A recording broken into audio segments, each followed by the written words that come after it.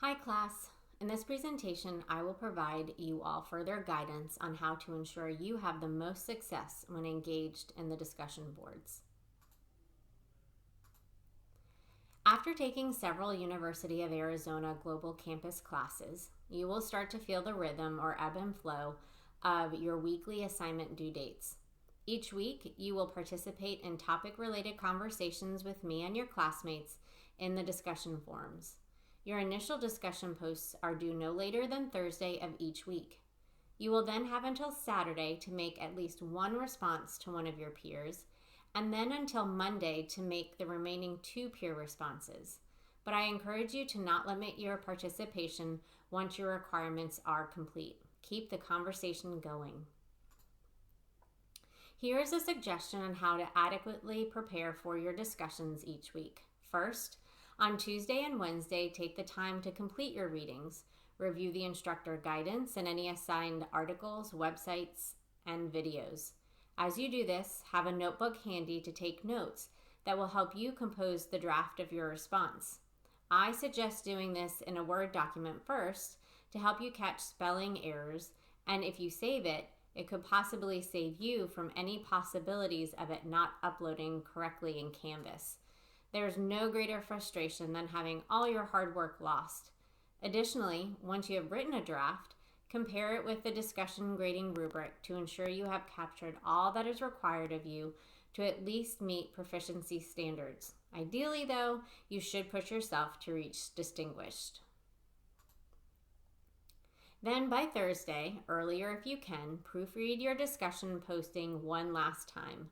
Reread the discussion question to ensure you fully addressed each component, and then consider reading your post aloud to catch any issues related to mechanics. Reading aloud is a great proofreading technique. Then once you feel confident in your work, copy and paste it over into the discussion board within Canvas. Review the guided response instructions so you can begin thinking about how you might respond to your peers.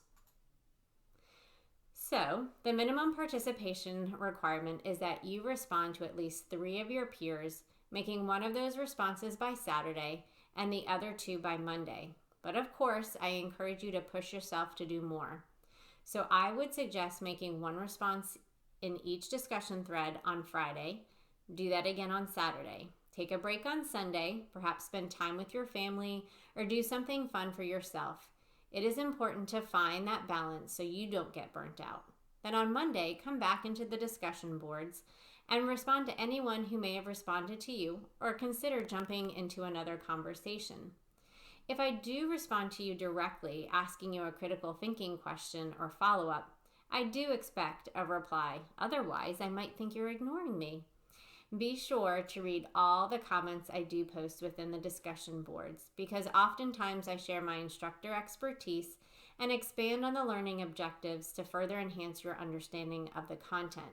I may include additional videos and articles, and in most cases, I follow up with some type of critical thinking question that I want everyone to consider responding to.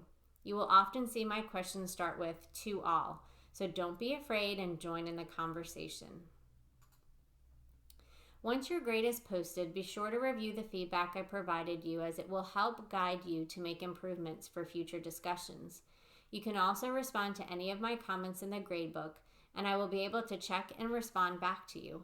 Always work hard to reach that next level on the grading rubric until you have reached distinguished. You can do anything if you are willing to put forth the effort. So let's examine each component of the discussion grading rubric so you know what is expected at the distinguished level.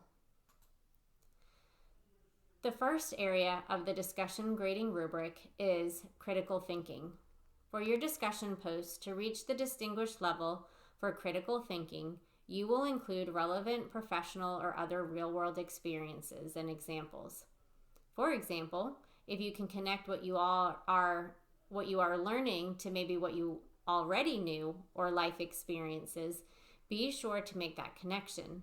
Demonstrate rich thought and provide valuable insight, which means you are taking the time to analyze the content as you make sense of it, examining all sides to present a solid analysis. Reaching distinguished levels for demonstrating your knowledge, you will have thoroughly addressed all the prompt elements.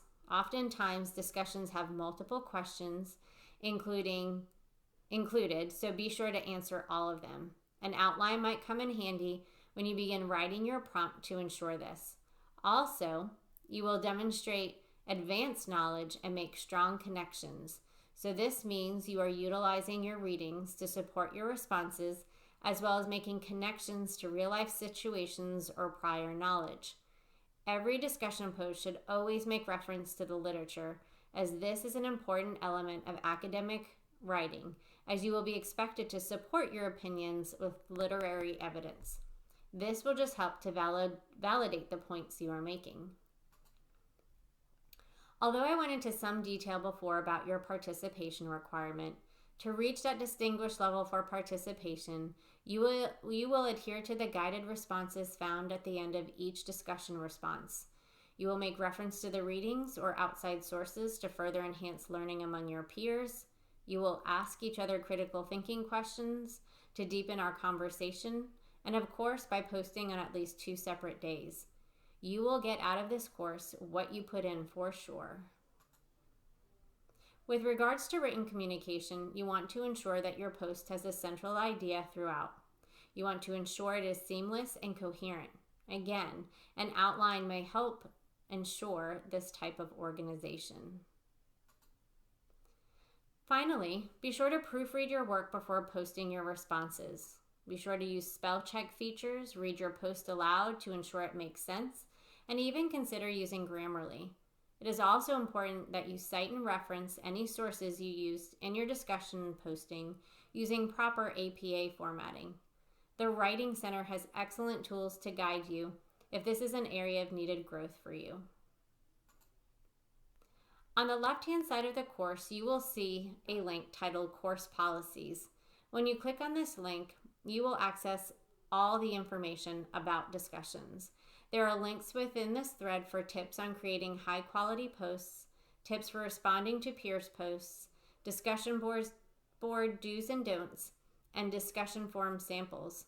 Be sure to check it out as it is a great resource to help you improve upon your discussion responses as well as responses to others. I thank you for taking the time to review this presentation, and as always, be sure to reach out to me if you have any questions.